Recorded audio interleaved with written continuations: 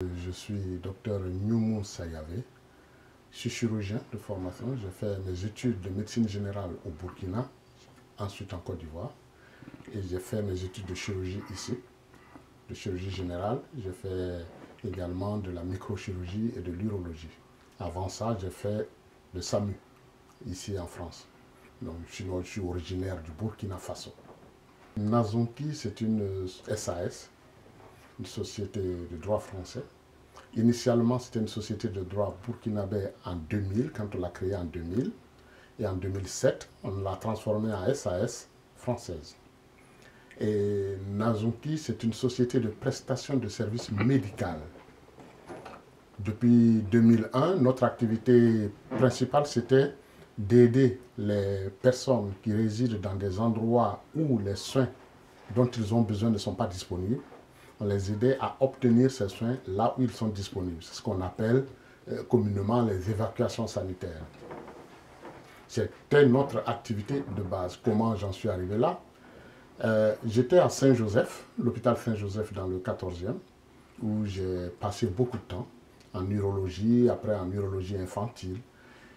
Et j'étais régulièrement appelé par les ambassades qui me disaient: on a un patient à tel endroit, à la Pitié, on a un patient dans tel hôpital qui traîne, et on a payé, on nous demande de payer encore, et puis le patient est là, on ne sait pas ce qu'il faut lui faire, est-ce que vous pouvez nous aider? Parfois, c'est juste qu'ils cherchent un endroit où on peut soigner telle maladie. Et donc, régulièrement, je rendais le service, je regardais, je les orientais, j'appelais un collègue pour dire: voilà, il y a un tel qui est là, il y a un patient pour toi, est-ce que tu peux le prendre en charge? Et j'orientais, ou bien j'allais dans les hôpitaux. Je me retrouvais devant des situations parfois un peu dramatiques où le patient il est couché à l'hôpital. L'hôpital ne sait pas où il va et il le garde alors qu'il attend juste une consultation d'ophtalmo ou bien il attend un scanner avant d'être opéré. Et ça prenait du temps et c'est très cher. Vous savez que ici, c'est la journée d'hospitalisation qui est très chère dans les hôpitaux ici. Entre le moment où il rentre et le moment où on opère, l'argent qu'il avait payé est fini, puisqu'il est resté à l'hôpital à attendre une consultation ou à attendre un examen. Et on demande effectivement de repayer. Et l'État y repaye. Le temps qu'on finisse les examens, qu'on l'oriente maintenant vers le bon service, cet argent, le deuxième paiement est fini. On leur dit maintenant de payer pour le même service. Et ça finit dans la bagarre où l'État africain dit c'est des escrocs là-bas. Et l'hôpital ici dit c'est des mauvais payeurs.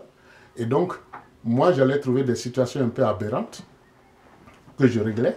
Il n'y avait pas un fautif. Je ne pouvais pas dire que l'hôpital était fautif, ni que le gouvernement de l'autre côté est fautif. Il y a juste un problème d'organisation, un problème de gestion, un problème de communication.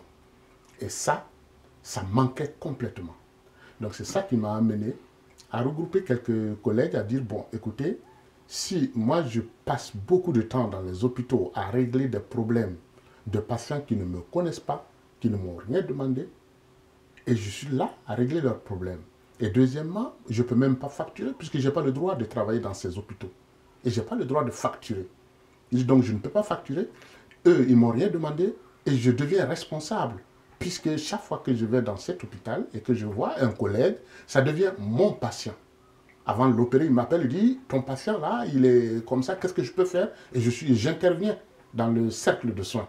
Alors que je ne suis ni légitime, ni sollicité. Donc, c'est à ce moment que j'ai réuni des collègues. Je dis: bon, écoutez, je pense qu'on peut organiser ça mieux. Faire en sorte que le patient, avant de venir, qu'on puisse nous-mêmes s'occuper de son cas.